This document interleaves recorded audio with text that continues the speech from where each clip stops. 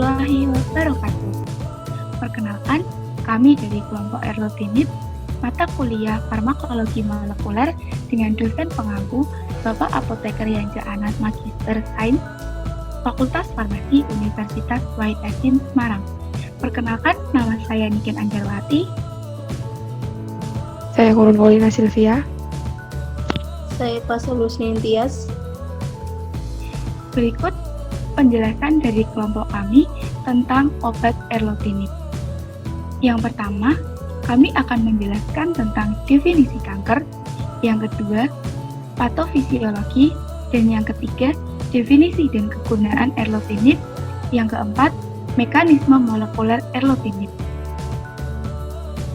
Yang pertama akan dijelaskan oleh Kurun Paulina Silvia. Definisi kanker. Kanker adalah suatu kelompok penyakit yang ditandai dengan pertumbuhan sel yang tidak terkendali, menginvasi jaringan lokal, dan dapat bermetastasis jauh.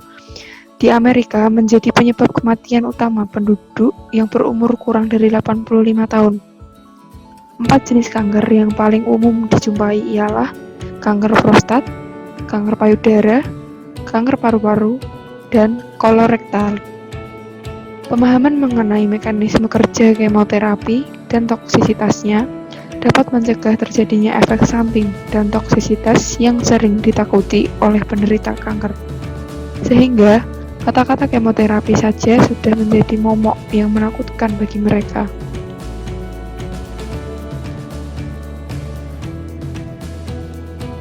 Proses terjadinya kanker. Di sini ada video yang akan menjelaskan tentang bagaimana kanker itu tumbuh di dalam tubuh manusia, yaitu terutama kanker paru-paru yang ada di paru-paru. Di sini terlihat sel jaringan yang bertumbuh dari kecil hingga ke agak besar yang dinamakan tumor dan menjadi besar yang menutupi jaringan yang dinamakan dengan sel kanker. Sel kanker ini menyebar ke dalam jaringan limfa dan jaringan darah. Kemudian menyebar ke seluruh tubuh. Terdapat 2 jenis, yaitu small cell lung cancer dan non-small cell lung cancer. Kita akan mempelajari tentang non-small cell lung cancer. Pada non-small cell lung cancer ada beberapa staging, yaitu staging 0 sampai staging 4.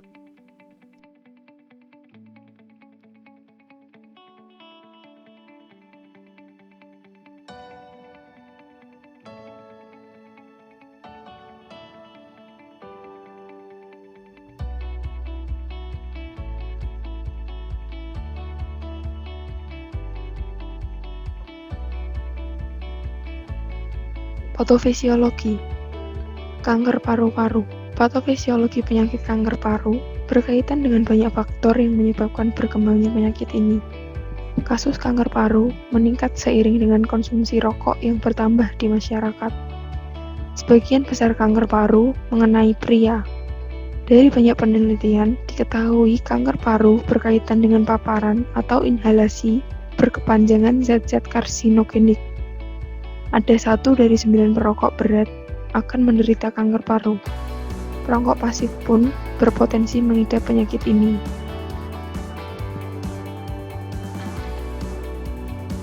Tanda dan gejala kanker paru-paru. Yang pertama, tumor pada area terbatas atau terlokalisir. Yang kedua, hemoptisis. Hemoptisis adalah batuk berdahak dalam jumlah kecil yang tercampur dengan dahak akibat batuk kuat.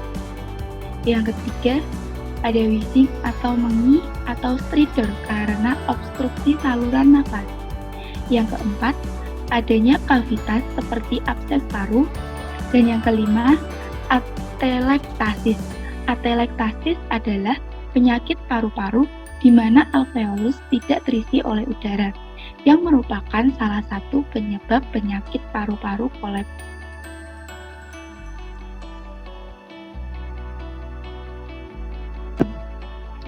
Definisi erlotinib. Erlotinib merupakan salah satu obat yang dapat mengobati penyakit kanker, atau bisa juga disebut 2 epidermal growth factor reseptor tyrosine kinase inhibitor, atau biasa disebut dengan EGFR. EGFR adalah protein transmembran yang diaktifkan dengan mengikat ligan spesifiknya, termasuk faktor pertumbuhan epidermal. Setelah diaktifasi oleh ligan pertumbuhannya, EGFR mengalami transisi dari bentuk monomer yang tidak aktif menjadi homodimer aktif. Dimerisasi EGFR merangsang aktivitas protein kinase intrinsiknya. Akibatnya terjadi autofosforilasi tirosin. Kemudian muncul aktivasi dan pensinyalan oleh beberapa protein lain yang berasosiasi dengan tirosin yang telah mengalami fosforilasi.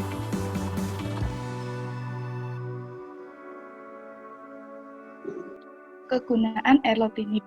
Erlotinib biasanya digunakan untuk kanker paru-paru non-small cell lanjut yang menetap atau bermetatase setelah sebelumnya gagal pada paling tidak satu pemberian regimen terapi. Erlotinib yang merupakan inhibitor kompetitif molekul kecil dari tirosin kinase EGFR dipakai sebagai terapi kanker paru stadium lanjut.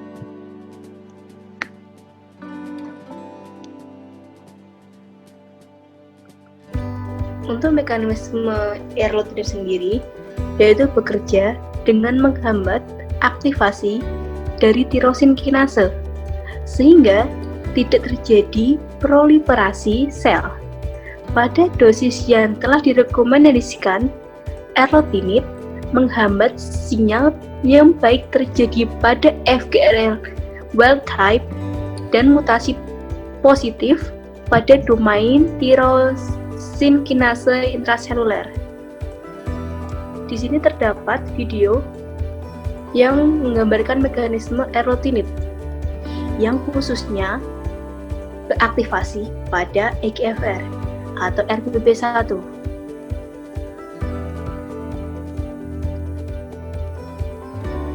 EGFR akan menghasilkan sinyal traduksi jika dibandingin oleh ligan, ditempel oleh ligan.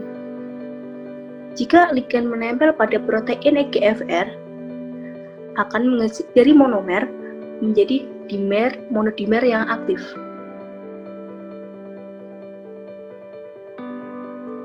Akan menghasilkan sinyal traduksi yang berfosforisasi. EGFR banyak bermutasi pada paru-paru, khususnya pada DNA yang dalam nukleus di ekson 19 pada poin 585-8R yang banyak bermutasi sebanyak 90%. Di sini ada afatinib, keluarga dari erlotinib yang dapat menginhibisi tirosin kinase. Alfatinib ya sama aja dengan erlotinib, dapat menginhibisi tirosin kinase sehingga tidak mengalami autofosforilasi tirosin dan sel tumor tidak terus berkembang karena tidak adanya fosforilisasi.